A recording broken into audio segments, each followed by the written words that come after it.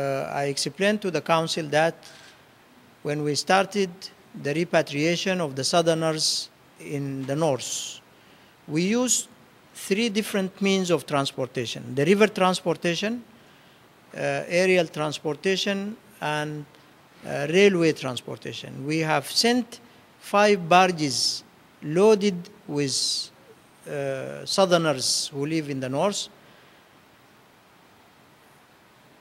and in return, their government confiscated the 5 barges and used them for military transportation. They used to transport their armed forces and their equipments by our own barges, which transported their citizens to the south and sent their armed forces and the military equipments to the rebels in the north. We have also agreed, as a good gesture from our part, that the equipments of UNMISS, which is deployed in the south, to be transported through our territories in the north. And we have sent 7 barges, in addition to the 5 ones which I mentioned, to the south, transporting all the necessary equipments which will help the peacekeeping mission deployed in the south. But in return, again, the south confiscated the 7 barges. What does that mean? That means when they delay the return of our barges, that means a delay also to the return of their people who are found in the north. I also shared with the Council a very important information, that we do host now more than 12,000 students in our own schools, starting from the primary school to the university, and they are living and they are enjoying all the rights of the Northerners in the Republic of Sudan. Unfortunately, they are not treating our own citizens in the south with the same manner. They have aggressed them, they have attacked them, they have exposed them to a number of aggressions. I told the Council that we are keen to continue accepting the mediation of the high-level panel of the African Union. As we did in the past, we accepted all the proposals initiated by the high panel, but the South refused to accept any proposal made by the high panel of the African Union. Regarding the nationality issue, this is an issue of sovereignty.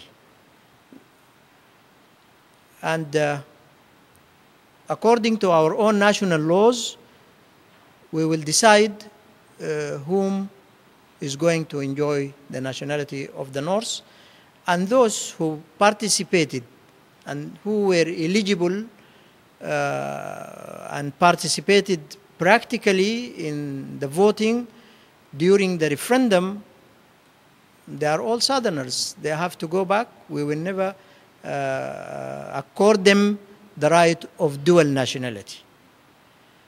There is no linkage between the return of the Southerners to the South with the issue of nationality. I explained to the Council also that the humanitarian situation in southern Kordofan is very normal. It's not a crisis situation. And we have embarked in close cooperation with the United Nations agencies like the FAO, IMO, WHO, and the UNICEF. And we are also considering the tripartite initiative of the African Union and the Arab League regarding the channeling of relief material. We haven't yet taken a final decision on that, but we are in principle accepted that initiative, and it's under consideration. I think I would stop here and take a few questions. Please. Sure.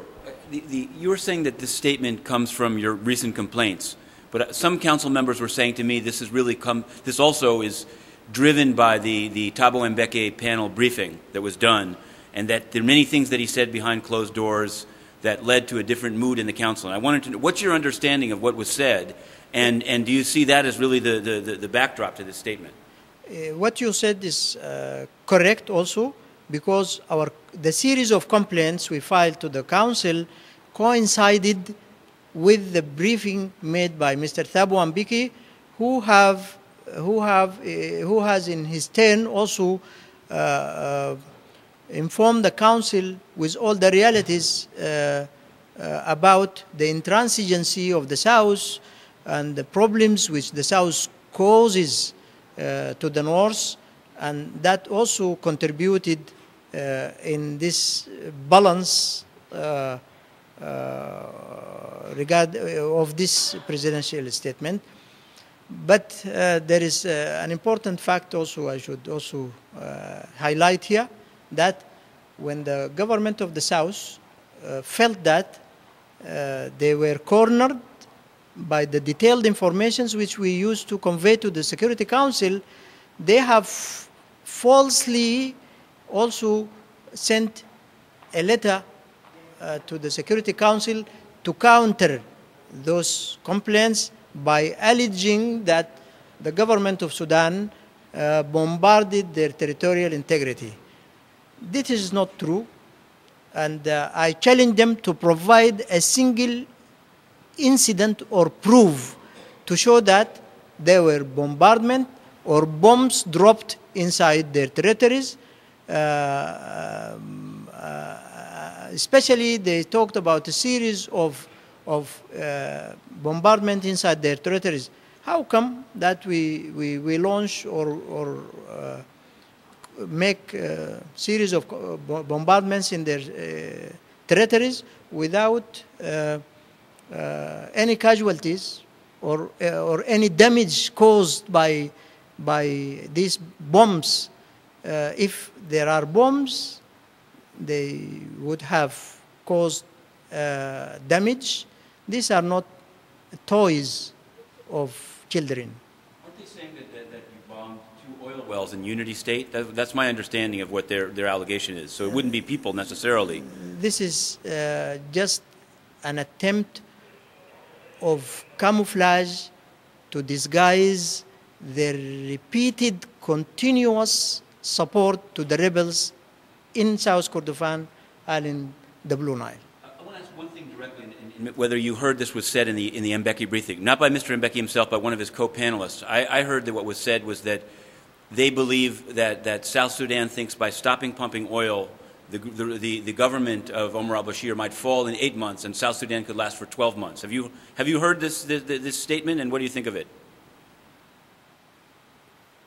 We have to distinguish between a newly born state, I would say a nascent state, which lacks everything, lacks resources, and most importantly, lacks political maturity.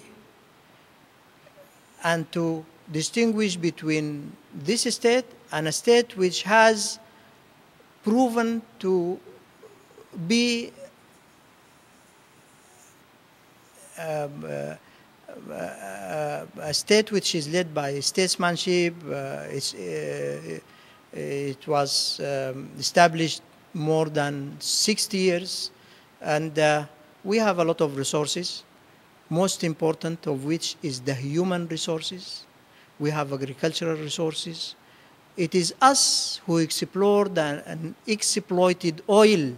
The oil which they enjoy now, it is us who made it. We made it with our stamina, our guts, and our will, and with our hard working, while they are destroying the infrastructure which they have inherited from our part. The stoppage or blockage of oil will never affect North Sudan. will never affect the Republic of Sudan. It will rather affect the people and the newly state of the South, especially if we bear in mind that they are lacking everything. And even the people who return from the north to the south, most of them, they started to come back to the north again. And they confess that they didn't find even housing, schooling, or any health care. This is the reality of the situation there. This thing of the Tumsaha issue, I heard there was a reference to giving visas. I mean, I've asked here about the allegation that Sudan has blocked some UNAMID staff, it's called them PNG, not giving them visas. I don't know if it's a reference to that, or do you think it's also a reference to giving a visa to this sanctions prober, Mr. Bryan, to go to Tumsaha to look into your allegation that GEM took weapons there? Do you think, I'd ask you to speak about both visa issues, if you could. You know, this, for me, the complaint which they sent, which was sent by the government of Southern Sudan 2 days back to the Security Council, as I said, is not but an attempt to hide, disguise, and camouflage their continuous support to the rebels. Among those rebels are the forces of GEM, just the so-called Justice and Equality, which was found in Tumsaha area and which participated in the recent attack against our armed forces in Al-Abyad Lake. It is their armed forces, I mean by their, the armed forces of South Sudan, which transported the Justice and Equality from Tumsaha to Southern Kordofan.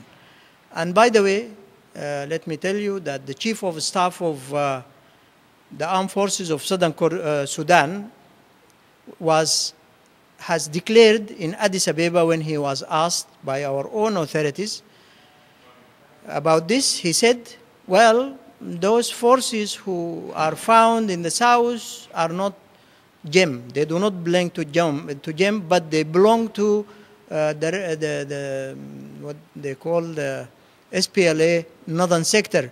But this in itself is a confession, a stark confession that they host rebels in their territories. Among them is GEM and others. And as I told you last time, one of the panelists, I mean one of the members of the panel of experts, and I gave you his name, and I don't mind to give you his name again. His name is Mr. Bryan. He said he went there and he was declined to go and have access to the whereabouts of the GEM forces. And is anyone in the council, I mean, I know you've complained that in writing, you said it in open. What's happened so far on confirming this or getting him access to Tumsaha? Unfortunately, this has not been addressed correctly, and I would say few members of the Security Council tried to respond to the complaints of Sudan through this, I would say, language of the last presidential statement. For us, it's a recognition also of the aggression and contribution by the government of the South in all the military attacks which were targeted our armed forces in Southern Kordofan. Just on Southern Kordofan, I saw that I think President Bashir said he'll soon be praying in Kauda. Is that true? I mean, are things reaching the stage of... I assure you, we will do our utmost best to chase any aggressor who ever steps inside our territory, and we will work hard, and maybe soon we will, I don't say control, but liberate Kauda and any inch inside our territories in Southern Kordofan from whoever.